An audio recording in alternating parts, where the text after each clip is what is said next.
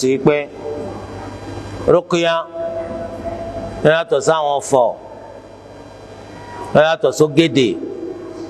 yàtọ̀ sí àyájọ́ pè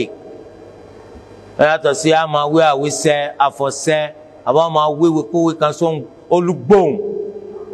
ọmọ tanra rẹ̀ dànù ọmọ ṣẹbọ sàǹsàn ó rò kó tún ṣẹ́kù ní Islam mùsùlùmí ò gbọ́dọ̀ dán wò gbogbo àwọn àdúà eléyìí tó ṣàkójọpọ̀ kalimatun sharkiyya àwọn gbólóhùn ṣẹbọ sí Allah agbọ́dọ̀ jìnnà sí kò bá jẹ́de lárúbáwá náà wọ́n fi kọ́ wọ́n ń pè wọ́n ti pè wọ́n ń pè tọ́kítọ́ ya ìlú èwo ni tọ́kítọ́ ya ìlú sókò Allah ni abọ́npáǹjànù wọ́n ń pè àdàdàbílù sàdàdàbílù akakadiru àwọn àǹjànù ló ń pè ọ̀sẹ̀bọ burúkú ọ̀dàn kankama ó ti kó nu Islam ti pẹ́ àfi kó tún padà a gbọ́dọ̀ pé nǹkan kan yàtọ̀ sí Allah torí pé n ti ń sí ọ tó bá jẹ́ àìdá àbábúrú ta ló fi sí ọ Allah ta ló lè mú kú Allah ẹ wá rí látàrí pé àdúrà táwọn mùsùlùmí kò tètè máa gbà torí pé irú àdúrà àtijọ́ iná ni wọ́n ń ṣe dì sí i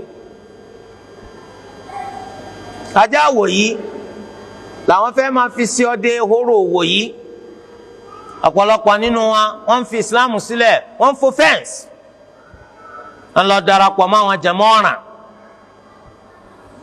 àwọn ẹlẹ́bọ àwọn ẹni tí ń wí gbólóhùn shirk lẹ́nu ọ̀pọ̀lọpọ̀ ti fi Islam sílẹ̀ gan sánsan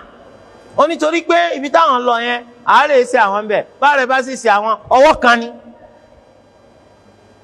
ó wá fi Islam sílẹ̀ wọ́n ń ṣèrégbè káyé wọ́n ń ṣèrànù wọ́n ń pa àwọn àǹjànú tẹ̀ sí rí yun kìí pẹ̀lú èèyàn nídìí nǹkankan kọ́ máa yáàyàn balẹ̀ nídìí ẹgbẹ̀rún àǹjànú ò lè dá ṣe nǹkankan gan fúnra ara rẹ̀ ambọ̀sibọ́sì yóò ṣe fẹ́ lómi ẹ̀dá tó lù wá dá làwọn náà tí ò lè dá tu tẹ̀tẹ̀ ó sì wá gbọdọ̀ jẹ́ pàǹjànú lẹ́ẹ̀ máa pè bọ́ bá pè màláìkà gan ṣẹbọ sí Allah tó bá pè àwọn ànábì ó ṣẹbọ sí Allah ambọ̀sibọ́sì àǹjànú. sọ ar-ruqya ash-shar'iyya ńlá máa ṣe tẹ́bá wo àdìsí kan ànábì ní inna ar-ruqa wat-tama'ima wat-tiwalata shirk dájú àwọn rúkúyà tó jẹ́ tiẹ̀ bọ́ bẹ́ẹ̀ sì máa túmọ̀ rẹ̀ nù kìí ṣe pé àwọn rúkúyà àwọn rúkúyà tó jẹ́ tiẹ̀ bọ́ wàtàmá.